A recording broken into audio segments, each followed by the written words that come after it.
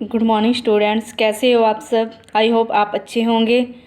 आज हम जीन पियाजे की फेमस थ्योरी है जो कोग्निटिव डेवलपमेंट थ्योरी, वो करेंगे। संज्ञानात्मक विकास का सिद्धांत भी इसे कहते हैं। जीन पियाजे स्विट्जरलैंड के मनोवैज्ञानिक थे। जीन पियाजे को बाल मनोविज्ञान का पिता कहा जाता है। जीन पियाजे ने अपने बच्चों के ऊपर अध्ययन किया। जीन पियाजे का मानना था कि बच्चे समाज से इंटरेक्ट करके सीखते हैं। समाज से इंटरेक्ट करके सीखते हैं।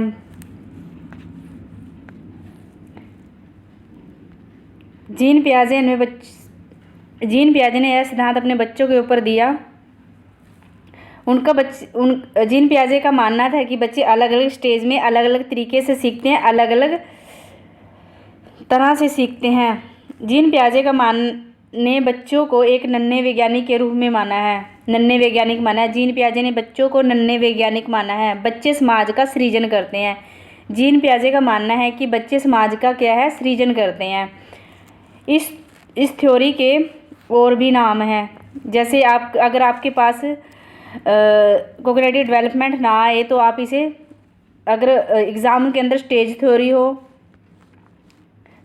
थ्योरी, बौद्धिक विकास का सिद्धांत हो, ये इसी के नाम है, कोग्निटिव डेवलपमेंट थ्योरी के ही नाम हैं।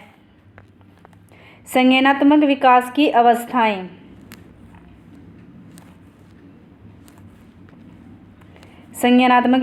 अवस्थाएं। Stages of cognitive development. Cognitive development की 4 स्टेजेस हैं। संज्ञानात्मक विकास की कितनी अवस्थाएं हैं? 4 है। नंबर 1 है इंद्रियागामक अवस्था, यानी कि सेंसरी मोटर स्टेज। ये होती है 0 से 2 वर्ष। सेकंड है पूर्व संक्रियात्मक अवस्था, इसको बोलते हैं प्री कॉन्सेप्चुअल स्टेज। ये इसकी एज होती है 2 से 7 ईयर। थर्ड है मूर्त संक्रियात्मक अवस्था, इसको बोलते हैं कंक्रीट ऑपरेशनल स्टेज। ये इसकी एज होती है 7 से 11 वर्ष। अमूर्त संक्रियात्मक अवस्था, एब्स्ट्रैक्ट भी बोलते हैं, फॉर्मल स्टेज, इसकी एज होती है 11 से 15 वर्ष। अगर आपके पास इनमें से हिंदी में से अगर ये नाम ना हो ना, तो आप इसे इंग्लिश में याद करना। जैसे फर्स्ट कौन सी है? सेंसरी मोटर स्टेज, जिसकी एज क्या है? 0 से 2। सेकंड है 2 से 7 year, pre conceptual stage. Third है कंक्रीट ऑपरेशनल स्टेज, और फोर्थ है एब्स्ट्रैक्ट फॉर्मल स्टेज। आप इसे इंग्लिश में याद करना, ओके। नेक्स्ट देखते हैं sensory motor stage.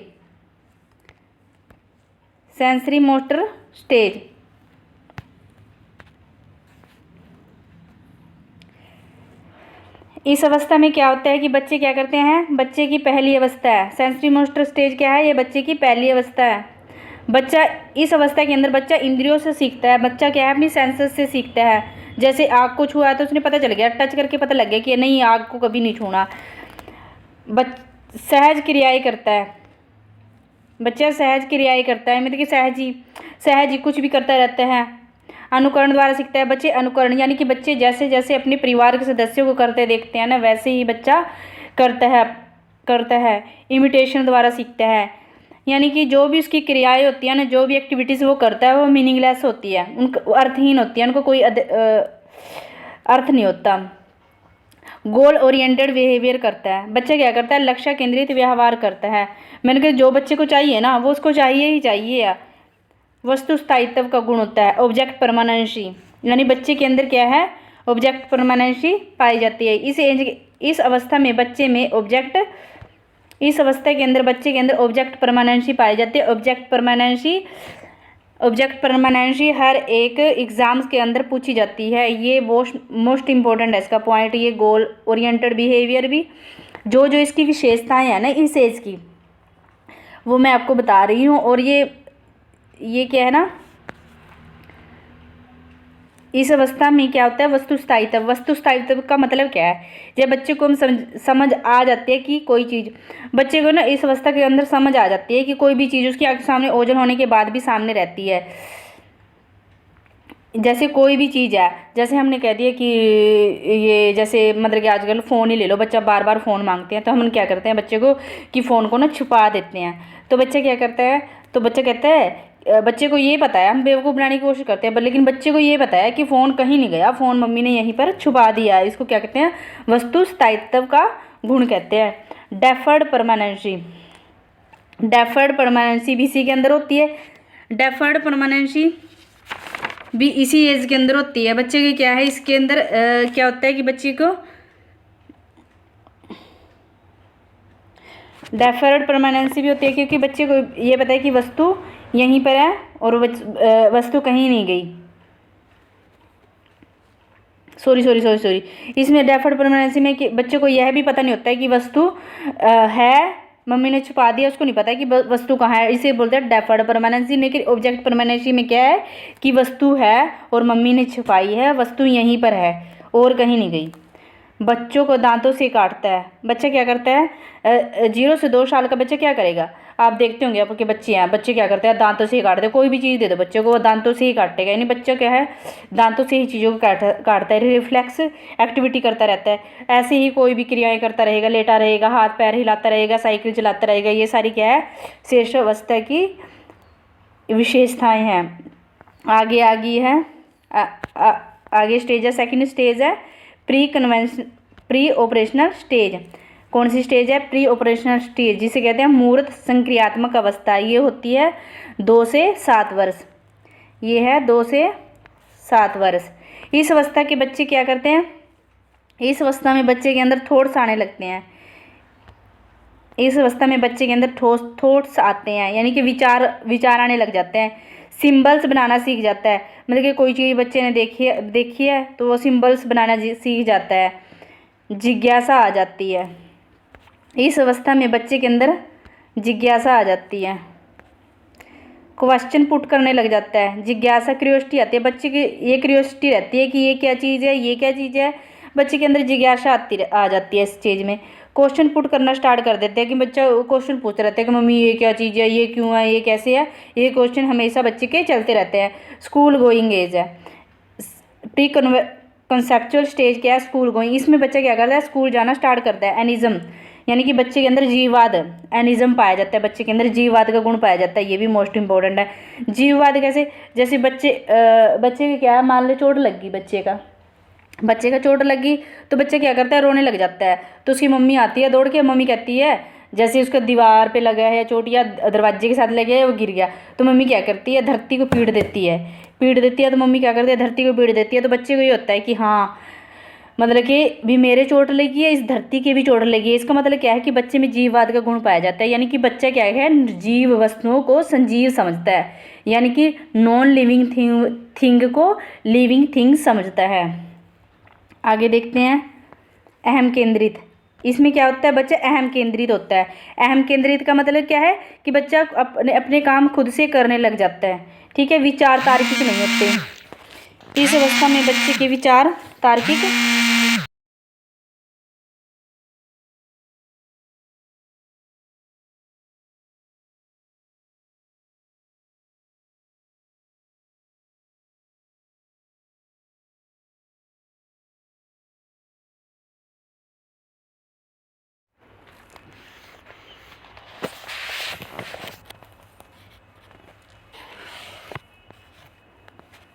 Sorry phone आ गया था, 1 सेकंड रुको।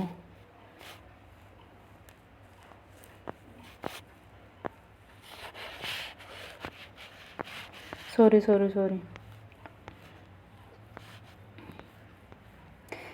ये कहाँ थे हम,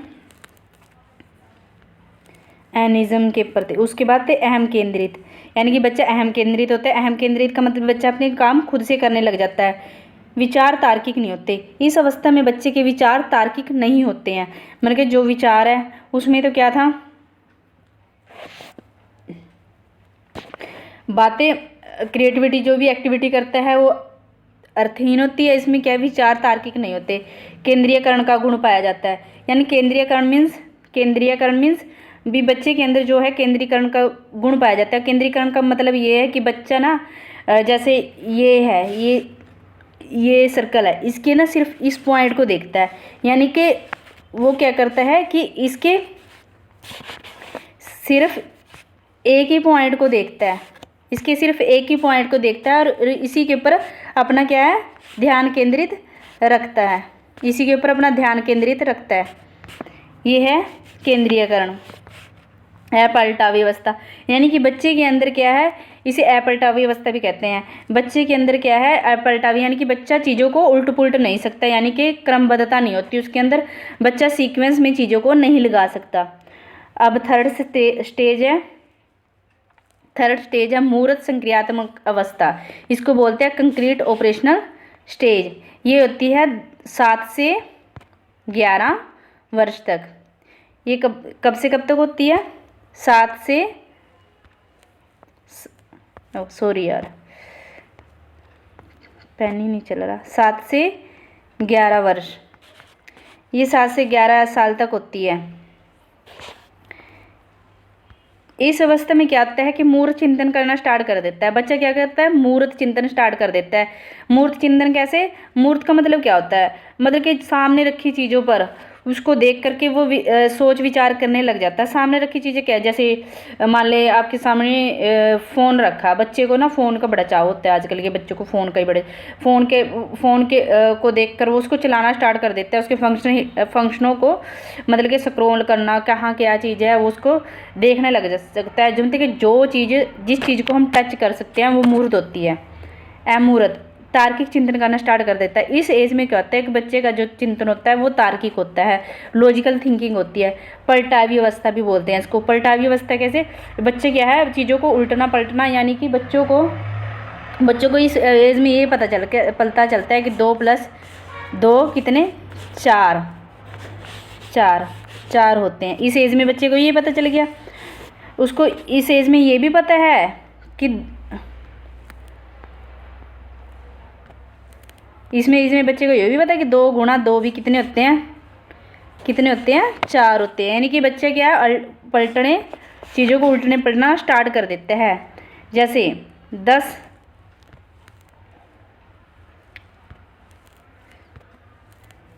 अंश पूर्ण का ज्ञान, बच्चे को अंश पूर्ण का ज्ञान भी होता है। जैसे ये है, ये मान ले पिज़्ज़ा है, ठीक है, हमने पिज़्ज़ा के कर दिए 4 टुकड़े, इसमें से उसको इतना दे दिया, एक पार्ट दे दिया, तो उसको पता है कि इसमें से मुझे इतना दिया है, उसे अंश का ज्ञान है, ये अंश है और ये पूर्ण है, भी इतना बड़ा था और इसमें से मम्मी ने मेरे को ये निकाल के दे दिया और 3 भाग मम्मी के पास रह गया। उसको अंश पूर्ण का ज्ञान भी हो जाता है इस एज के अंदर। समानता को ढूंढना, समानता है भाई, समानता, यानी कि वो चीज़ों में क्या करता है, समानता ढूंढना स्टार्ट कर देता है, क्रमबद्धता सीख जाता है, यानी कि सीक्वेंस में चीज़ों को लगाना सीख जाता है। उत्क्रमणीयता का नियम यही है अपलटावी अवस्था। विकेंद्रीकरण का गुण, विकेंद्रीकरण, उसमें केंद्रीयकरण था, इसमें विकेंद्रीयकरण है। विकेंद्रीकरण गुण का गुण क्या कहता है, मान ले ये है, ये सर्कल है, बच्चा क्या करता है, इससे बाहर जाके अलग अलग तरीके से सोचता है, ये है विकेंद्रीकरण, यानी कि अलग अलग तरीके से सोचने लग जाता है, ये विकेंद्रीकरण है। संरक्षण का नियम, बच्चे में संरक्षण का नियम आ जाता है, यानी कि बच्चा चीज़ों को इकट्ठा करके, जैसे बच्चे क्या करते हैं, गोलियां नहीं होती, गोलियां टॉफियां, इन सबको क्या है वो करते हैं, जोड़ना, संरक्षण करना स्टार्ट कर देते हैं। उसके बाद आती है फोर्थ स्टेज है औपचारिक संक्रियात्मक अवस्था। संख्यात्मक लिख रखे है, ये गलत है, ये सॉरी इग्नोर दिस, संख्यात्मक नहीं है, संक्रियात्मक है।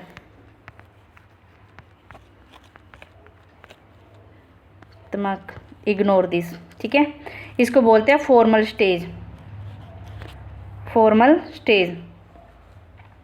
अमूर्त, बच्चे क्या है, अमूर्त चिंतन करना स्टार्ट कर देता है। अमूर्त, ये मूर्त भी गलत है यार, अमूर्त तार्किक चिंतन करना शुरू कर देते हैं। इस अवस्था में क्या है, बच्चा अमूर्त तार्किक चिंतन स्टार्ट करता है। कल्पनाओं की स्टेज कहते हैं इसकी, बच्चा कल्पनाएं करता रहता है। हिपोथेटिकल रीजनिंग, यानी कि थिंकिंग चिंतनशील होती है। बच्चा क्या है, हिपोथेटिकल रीजनिंग करता है, इनकी थिंकिंग जो है वो चिंतनशील होगी। चिंतनशील होती है। ये है आपकी संरक्षण औपचारिक संख्यात्मक अवस्था, formal stage. Thank you for watching study with Naira YouTube channel. Thank you for watching. Thank you guys. Please अगर आपको मेरे एफर्ट, मेरी मेहनत अच्छी लग रही हो तो प्लीज़ मेरी वीडियो को शेयर करना, ज़्यादा से ज़्यादा शेयर करना, कमेंट करना, लाइक करना, शेयर करना, सब्सक्राइब करना। Thank you.